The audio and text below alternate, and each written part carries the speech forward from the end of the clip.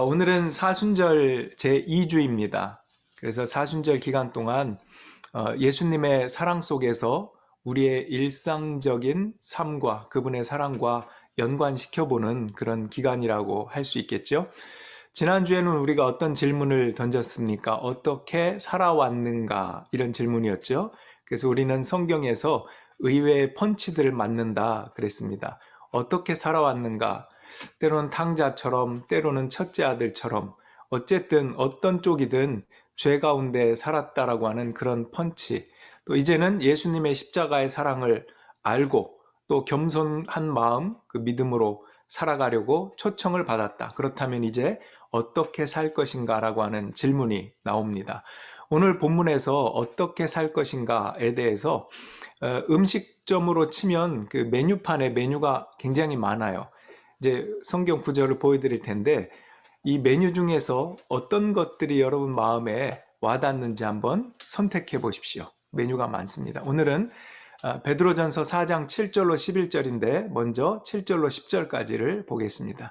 만물의 마지막이 가까이 왔습니다. 그러므로 정신을 차리고 삼가 조심하여 기도하십시오. 무엇보다도 먼저 서로 뜨겁게 사랑하십시오. 사랑은 허다한 죄를 덮어줍니다. 불평 없이 서로 따뜻하게 대접하십시오.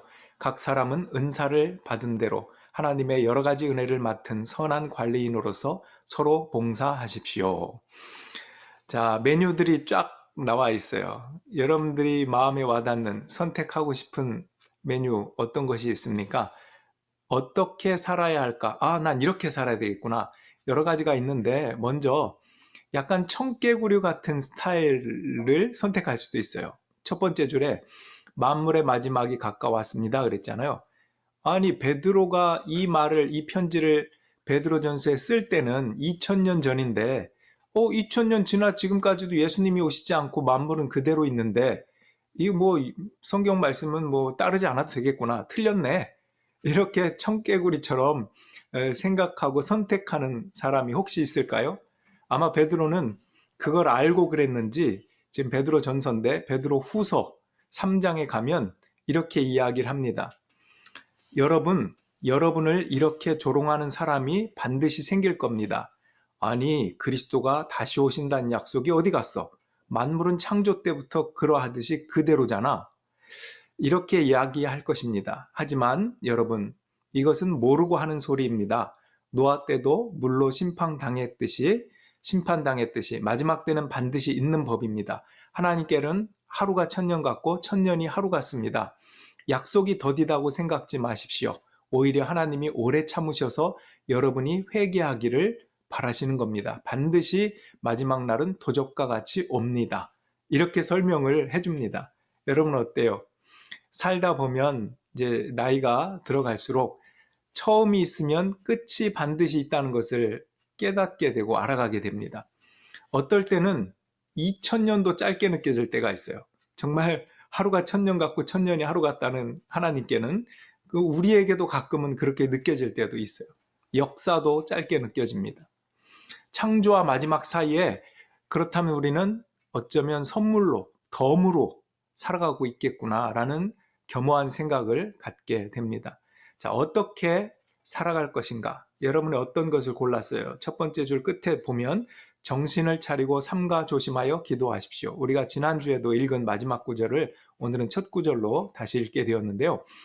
정신을 차리고 삼가 조심하여 기도하라. 이 모든 꾸밈들은 기도를 향한 꾸밈입니다. 정신을 차리고 삼가 조심하여 기도하라. 여러분 어때요? 바쁠 때 정신 차리기 힘들죠? 정신없어 라고 하는 말을 많이 합니다. 한 아주머니가 택시를 타고 한참 가다가 택시 운전기사에게 묻습니다. 저 아저씨, 제가 언니 집에 가자고 했나요? 동생 집에 가자고 했나요? 그랬더니 택시기사가 뒤를 쳐다보면서 아주머니 언제 탔어요? 이렇게 얘기해. 정신이 없어요, 서로가. 우리가 계단에서 어떤 사람은 굴러서 다친 건 둘째치고 일어나서 생각한대요. 내가 올라가다가 넘어졌나 내려가다가 넘어졌나 그런데요. 우리도 그렇잖아요. 어떤 때 보면 안방에 뭘 가져와야지 하고 들어갔다가 생각이 안 나서 다시 나오죠. 거실에 와서 뭘 가지러 왔더라 생각이 그때 나서 다시 방으로 들어가고 이런 기억들이 우리가 있습니다. 정신을 차리고 삼가 조심하여 기도하라. 기도라고 하는 것은 내 삶의 영역으로 하나님을 모셔드리는 행동이에요. 그러니까 내 삶 따로 하나님 따로 이 거리를 내 삶에 모셔드리는 그런 방식, 그것이 기도입니다. 근데 그 기도를 할 때 정신을 차리고 자기를 돌아보고 조심하여 기도하라, 이렇게 가르쳐 주시는 겁니다. 여러분 자신을 돌아보면서 기도하는 이 사순절 기간이 되길 바랍니다. 그래서 이것이 두 번째였어요. 어떻게 살 것인가? 나는 청개구리처럼 살겠다. 두 번째, 나는 기도하면서 그렇게 살겠다. 세 번째는 뭐죠? 무엇보다도라는 말이 여기 나오네요. 그건 강조하는 말이잖아요. 무엇보다도 서로 먼저 뜨겁게 사랑하십시오. 여러분 동의하십니까? 뜨겁게 사랑하십시오.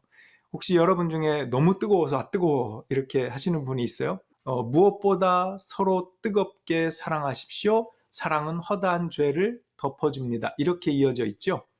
이게 한 구절과 같습니다. 근데 여기에 사랑은 허다한 죄, 그 앞에 헬라어 원문에 보면 호티라는 단어가 있습니다. 지금 한글 성경에는 없는데 영어 성경에는 있어요. 그 호티가 뭐냐면 because예요. 뭐뭐이기 때문에 라는 것. 영어 성경은 잘 번역을 했는데 이제 한글에는 그 단어가 빠져 있는데 이게 중요하기 때문에 설명을 드릴게요. 이 호티라는 단어는 뭐뭐이기 때문에예요. 주기도문에도 그런 단어가 원문에 나옵니다. 나라와 권세와 영광이 아버지께 영원히 있기 때문입니다. 원래 본문은 원문에서 보면 그런 뜻입니다. 우리 한글에서는 과거에 대계라고 붙였어요. 대계 나라와 권세와. 그 대계라는 말이라는 것은 큰 원칙으로 보건대 그런 뜻이에요.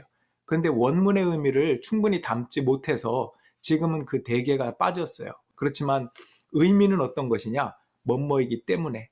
자, 그렇다면 여기에서도 무엇보다 먼저 서로 뜨겁게 사랑하십시오. 왜냐하면 사랑은 허다한 죄를 덮어주기 때문입니다. 이렇게 해석할 수 있다는 것입니다. 여기 뜨겁게 사랑한다 영어 표현을 deeply라고 되어 있습니다. 깊게 그렇게 사랑하라 라는 말이죠. 그냥 도파민이 나왔다가 금방 사라질 그런 사랑이 아니라 잘 유지하는 것이 어떻게 보면 뜨거운 것입니다. 오래가는 게 강력한 것이지. 어떻게 유지할 수 있는가? 그것은 우리가 돌아보면 아래에도 나오겠지만 말을 할 때 어떻게 말을 하는 것이 좋을까? 말을 예쁘게 하는 사람이라고 볼 수 있대요. 김창옥이라고 하는 인기 강사가 이렇게 말하는 것이 굉장히 지혜롭다라고 제가 느꼈던 적이 있어요. 뭐냐면 자기 강의를 누군가에게 소개할 때, 특별히 아내들이 남편에게 소개할 때 이렇게 하지 말래요. 여보, 당신이 꼭 들어야 될 말이 여기 있어. 한번 들어봐. 이렇게 이야기하면 안 된대요. 그럼 어떻게 얘기해야 되냐? 하면서 당부하기를, 여보, 한번 들어봐. 그 강사 재미있더라. 물론 당신은 다 아는 얘기야. 이렇게 얘기하래요. 이게 무슨 말인가 설명을 하는데 참 와닿더라고요. 그 상대방, 배우자가 우주의 중심인 것처럼 말해줘야 된다는 거예요.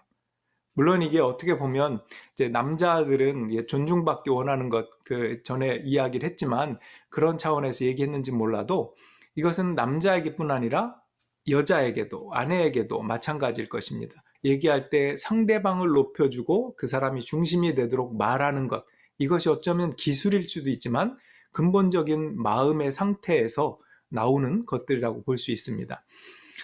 우리가 말할 때 보통 솔직하다는 명목으로 다 벌거벗은 채로 말하는 것과 같은 그런 경우가 생길 수 있습니다.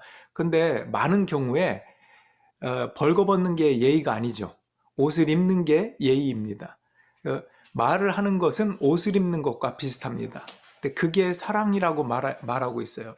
고린도전서 13장에도 보면 사랑은 블라블라 블라블라 하다가 6번째 중에 사랑은 무례하지 않고 라는 말이 있어요. 무례하다는 게 뭐죠? 예의가 없다라는 뜻이거든요. 사랑이라고 했을 때 그 사랑을 유지하기 위해서는 말을 잘하는 것, 예쁘게 하는 것이 필요한데 그 말은 어떤 스킬, 기술로서의 말이 아니라 내 마음의 태도가 어떠냐에 따라서 나오는 것이기 때문에, 즉 내 안에 사랑이 가득하면 말도 그렇게 나올 수 있다라는, 그걸 또한 본질에 속한 것이면서 동시에 우리가 함께 배우고 익히고 노력하고 연습해야 되는 부분일 수도 있습니다.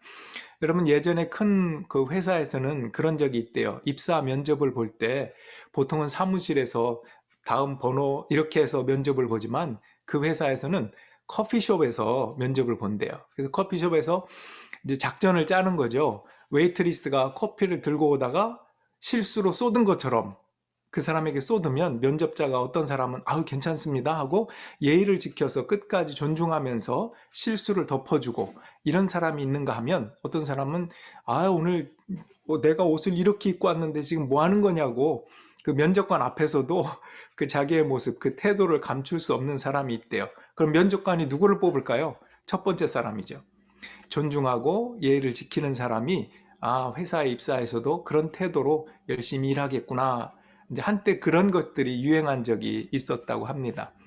여러분, 우리의 삶은요 그냥 뜨겁게 사랑하라, 오케이, 뜨겁게 사랑하라, 예스, 내가 받아들여진 것 같지만 그렇게 심플하진 않아요. 뜨겁게 사랑하라, 기도하라, 뭐 그러면 죄를 덮어준 이런 것들이 결심만으로 되지 않는 것은 우리의 삶이 그렇게 심플하지 않기 때문에 그렇습니다. 마치 코끼리 냉장고에 넣는 법처럼 냉장고 문을 연다, 코끼리를 넣는다, 냉장고 문을 닫는다.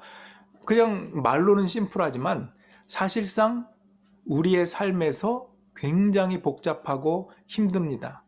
다툼이 있을 수 있고 갈등이 있을 수 있고요. 서로 싸우기도 합니다. 그러나 그 과정을 거쳐서 용광로에서 녹아지듯이 그런 엄청난 과정, 뜨거움, 차가움 이런 모든 것들을 걸쳐서 하나님의 사랑을 배우고 서로의 관계 속에서 사랑을 배워간다는 사실이죠. 그래서 뜨겁다는 것이 그냥 순간적인 감정을 의미하는 것은 아니다 하는 것입니다. 하나님은 사랑이시라 말씀하셨죠. 십자가의 사랑으로 하나님께서는 우리를 품어주셨습니다. 그럼 부모의 마음을 한번 생각해 보세요. 우리 교우들도 이제 젊은 커플들이 있어서 자녀들을 이렇게 키우고 하는데 아마 공감이 될 텐데요. 부모로서 아이가 예뻐 보일 때가 있어요. 예뻐 보일 때는 어떤 것까지 예뻐 보이죠? 입에 뭐 밥 먹다가 묻으면 그게 그렇게 예뻐 보여요. 왜? 묻은 것도 어떻게 하트 모양으로 묻었는지 모르겠어. 그렇게 보여요. 너무 예쁘잖아요. 네, 그런 것들을 우리가 성경 여기 읽은 것처럼 무엇보다 먼저 서로 뜨겁게 사랑하십시오. 왜냐하면 사랑은 허다한 죄를 덮어줍니다. 다 예뻐 보이는 거예요.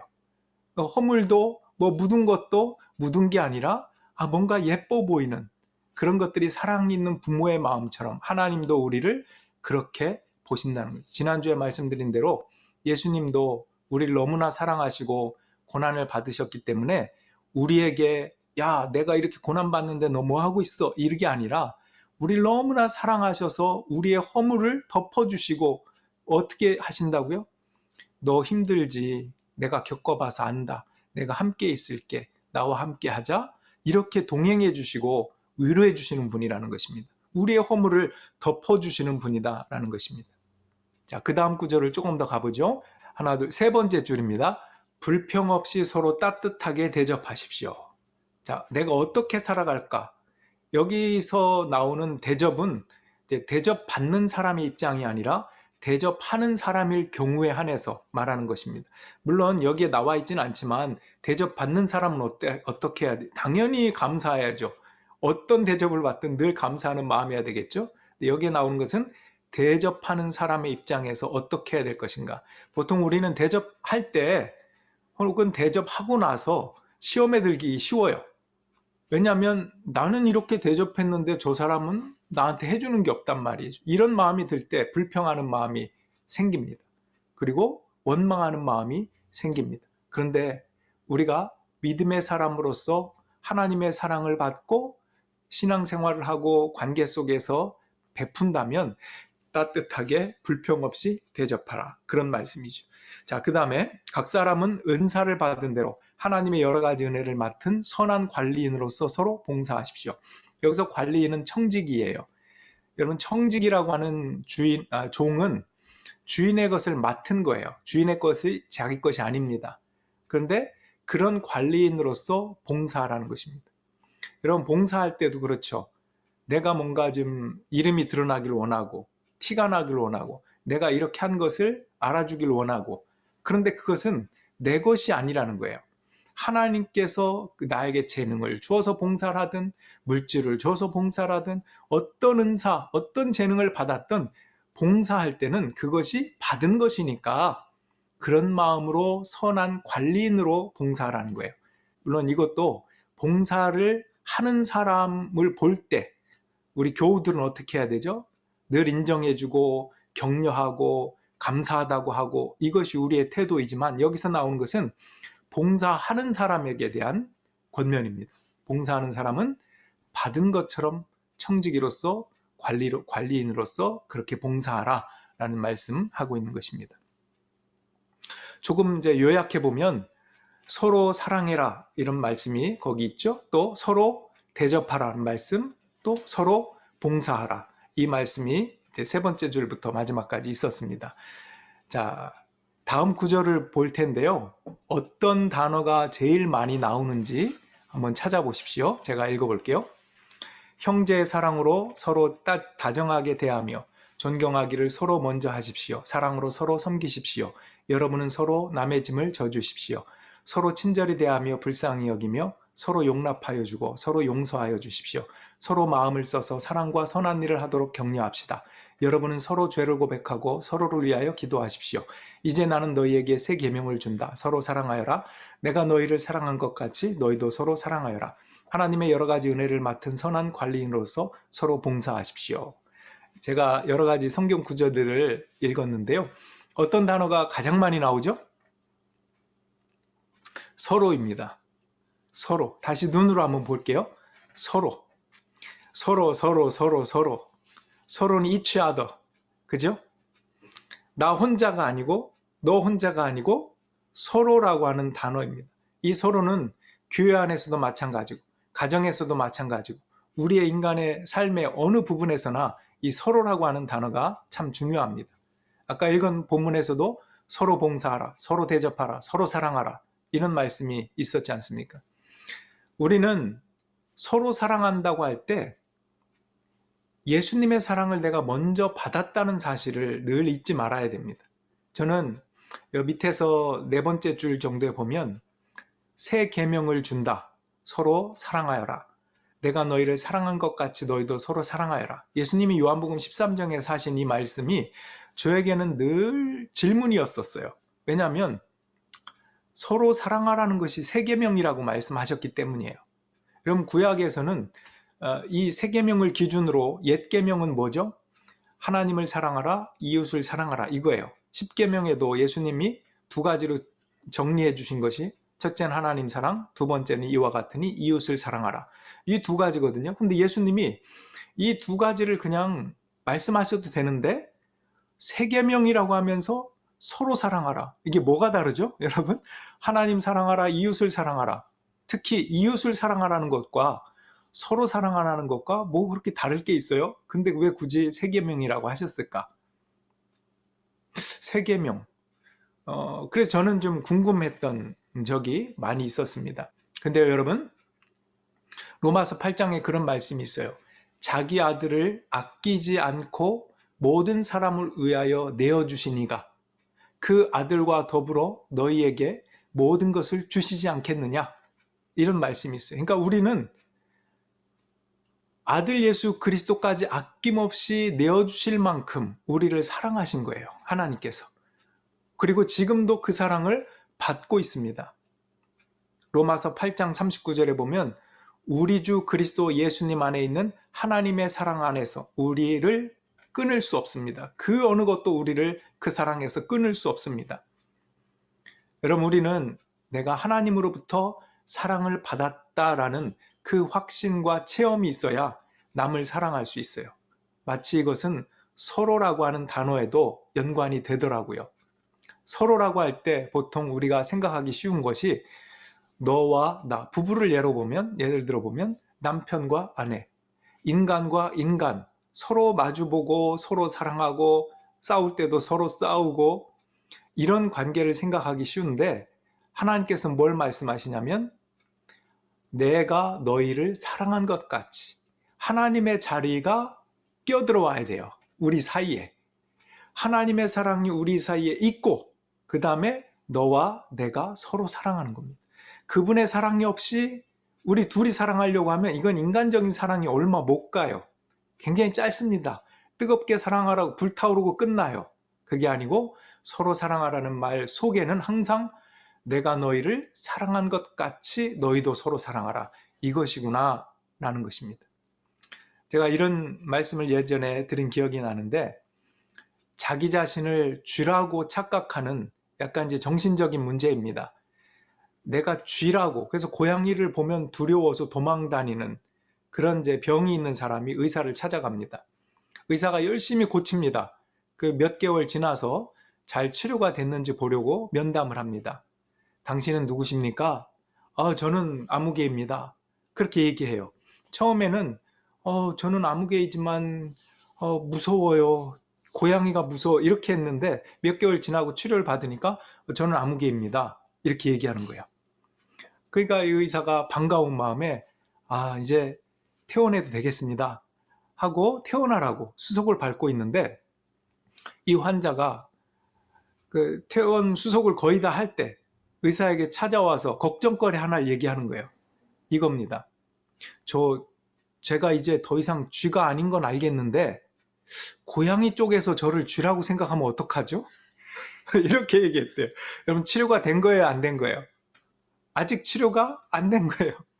그러니까 이 사람 말은 뭐냐면 나는 쥐가 아니야. 나는 괜찮은데 저 고양이 쪽에서 여전히 나를 쥐라고 생각해서 공격하면 어떡하냐 이거예요. 이 말은 뭐죠? 내가 아내와 남편 두 이치하다 관계를 볼 때 나는 저 사람을 사랑해. 근데 저 사람이 나를 사랑 안 하는 것 같아. 저 사람이 나를 사랑 안 하면 어떡하지? 이런 두려움, 사랑은 두려움을 내어쫓는다고 그랬어요. 근데 여전히 그렇게 생각하고 나는 잘하는데 저 사람은 못하는 것 같아 라고 하는 것은 결국 내가 문제라는 거죠. 저 사람이 문제가 아니라 나의 문제라는 거죠. 이런 부분에서 우리가 생각해 볼 수 있는 것입니다. 모든 관계 속에서 나는 사랑받고 있구나라는 것이 있으면 특별히 하나님의 사랑을 내가 받고 있구나라는 확신과 깨달음과 체험과 관증과 은혜가 그 부분에 있으면 서로 사랑할 수 있어요. 그리고 그 사랑이 저 사람이 나를 어떻게 돌려주는지 대접해 주는지가 아니라 내가 받은 그 사랑으로 저 사람을 사랑하는 것으로 끝나도 그런 믿음과 사랑이 내가 있고 또 그런 믿음과 사랑이 저 사람에게 있으면 둘이 함께 할 때 그것은 서로 사랑이 된다 하는 것입니다. 그런 면에서 여러분 돌아봅시다. 여러분은 사랑받고 있나요? 먼저 질문이 그거예요. 대답해 보세요. 여러분 사랑받고 있습니까? 누구로부터 사랑받고 있습니까?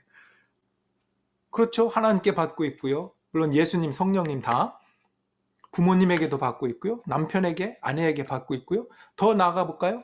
우린 사회복지체제, 사회복지제도로부터도 사랑을 받고 있어요.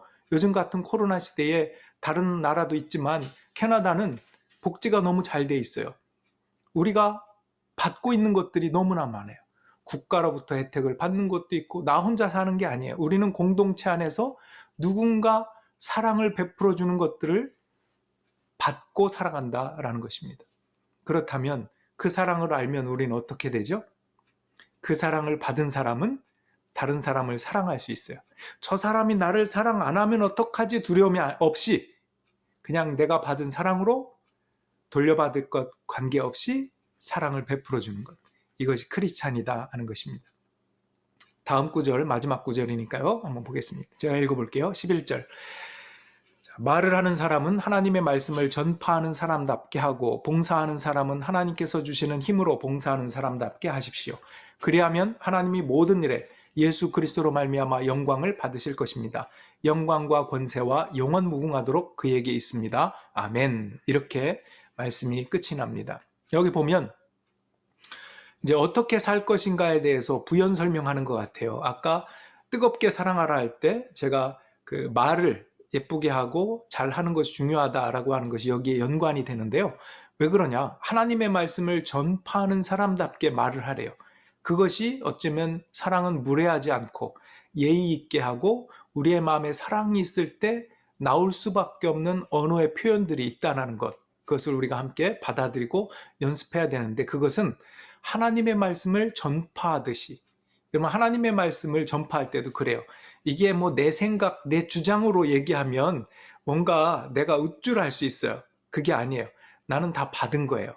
청지기처럼 은사를 받은 것이고, 내가 말을 좀 할 수 있고 깨달을 수 있다면 하나님이 주신 거예요. 그렇기 때문에 내 것이 아니라 받은 것처럼 하나님의 말씀을 전파하는 사람답게 겸손하고 겸허한 마음으로 그렇게 하는 것입니다. 그 다음에 봉사하는 사람, 아까 봉사, 서로 봉사 있었는데 또 부연하죠. 하나님께서 주시는 힘으로 봉사하는 사람답게 하십시오.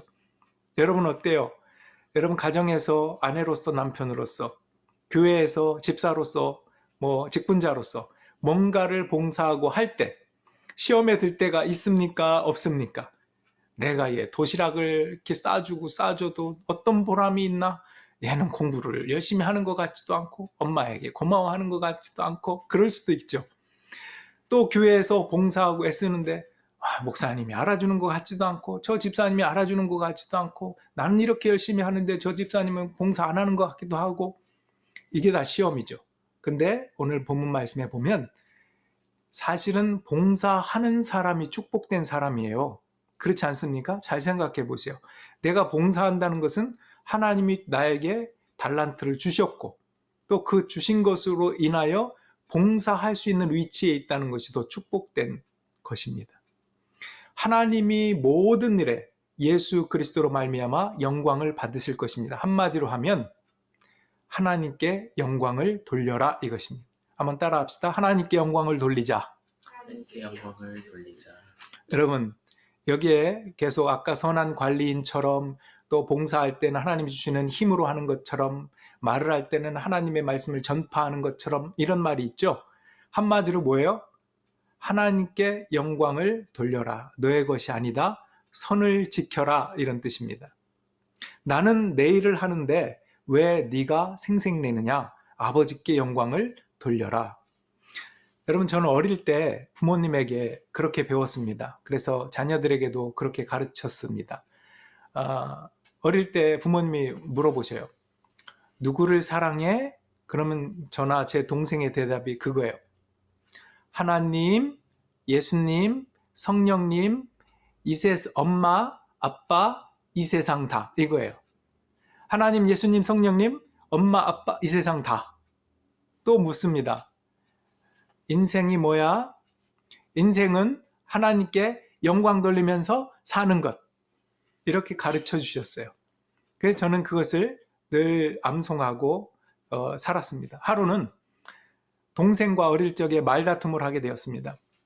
내가 부모님을 더 사랑하니 네가 더 사랑하니, 어릴 땐 그럴 수 있잖아요. 형제 자매끼리, 남매끼리. 그런데 아니야 내가 더 사랑해, 아니야 내가 더 사랑해. 배운 걸 다 써먹습니다. 하나님, 예수님, 이 세상 다만큼 사랑해. 서로 그렇게 싸우다가 제가 나이가 2살 많거든요. 동생보다. 여동생인데 획기적인 아이디어가 어느 날 떠올랐어요. 한 방에 잠재울 수 있겠구나.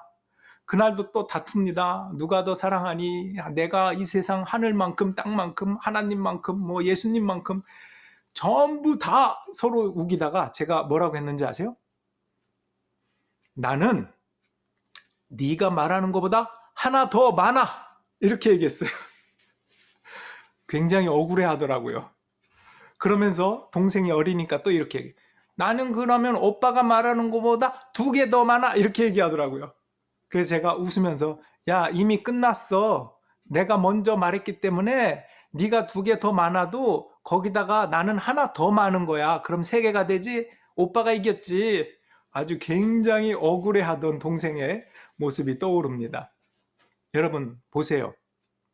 제 부끄러움을 고백한 거예요. 지기 싫어하는 어릴 때 그 마음. 그 지기 싫어하는 마음은요. 하나님까지 끌어와요. 얼만큼 사랑하냐? 하나님, 예수님, 성령님, 엄마, 아빠, 이 세상 다, 이 모든 엄청난 것들을 끌어와서 뭘 하는 거예요? 나를 드러내는 거예요. 나를 증명하고 내가 이기고 싶은 거예요. 내가 지기 싫은 거예요. 그 모든 것에 하나님을 동원해요. 이것이 인간의 죄성이에요. 어릴 때도 그래요. 우리가 믿음 생활하면서 집사가 되고 권사가 되고 장로가 되고 또 사역자가 되고 모든 면에서 이 부분을 조심해야 되는, 아까 만물의 마지막이 가까웠으니 조심하여 정신을 차리고 기도하라. 우리가 어떻게 살 것인가에 대한 부분에서 힌트를 참 많이 얻게 됩니다. 모든 인간은 공로를 인정받고 싶어 해요. 그런데 이 마지막 말씀 아멘이 뭐예요? 영광과 권세가 영원 무궁하도록 누구에게 있다? 그에게 있다. 하나님께 있다는 거예요. 하나님께 영광 돌리라는 것입니다. 나 자신이 아니라. 우리는요, 자칫 실수하고 넘어지기 쉬운 것이 모든 좋은 것을 동원해서 나를 드러내고 내가 인정받고 싶고 내가 살아가는 존재의 의미를 느낀다고 하면서 그 모든 영광을 가로채는 위험에 빠질 수가 있기 때문에 앞으로 어떻게 살 것인가에 대해서 고민할 때 이 부분을 우리가 늘 생각해야 됩니다. 기도하면서 내가 지금 이렇게 돼 있구나. 하나님께서 너 선을 지켜라 하면 그것이 워크해야 돼요. 워크하지 않으면 문제가 생기는 거예요. 그 다음부터. 그러니까 하나님의 말씀을 하나님의 말씀으로 받고 이 사순절 기간 동안 어떻게 살 것인가. 여러분 많은 메뉴가 있었죠. 여러분 마음속에 와닿은 것들은 어떤 구절입니까? 그 말씀을 붙잡고 기도하면서 큰 은혜가 저 여러분들에게 있기를 주님의 이름으로 축복합니다. 아멘. 우리 기도하겠습니다. 네, 이 시간에 기도 드리기 원합니다. 오늘 어떻게 살 것인가? 많은 목록들이 있었습니다. 정신을 차리고 깨어 기도하라. 또 사랑하라. 대접하라. 봉사하라. 또 사랑할 때 어떤 예의를 가지고 말을 하며 그 뜨거움을 유지해 나갈 수 있을까? 또 특별히 서로 사랑하라고 할 때 그 서로의 의미가 있는 것은 내가 너를 사랑한 것 같이 너희도 서로 사랑하라. 하나님이 나를 사랑하셨다는 것. 다른 말로 내가 받았다는 것. 지금도 그 사랑을 받고 있다는 것. 이것이 너무나 중요하다는 것을 깨닫습니다. 오늘 기도할 때 여러분 마음속에 하나님이 주신 음성을 붙잡고 이 사순절 기간 동안 예수님과 더 가까이 있기를 원합니다. 그분의 말씀이 내 안에 들어올 때 내가 순종함으로 내 자신을 돌아보고 기도하는 삶이 되기 원합니다. 결단하면서 하나님 앞에 기도하며 나가기 원합니다. 기도하겠습니다.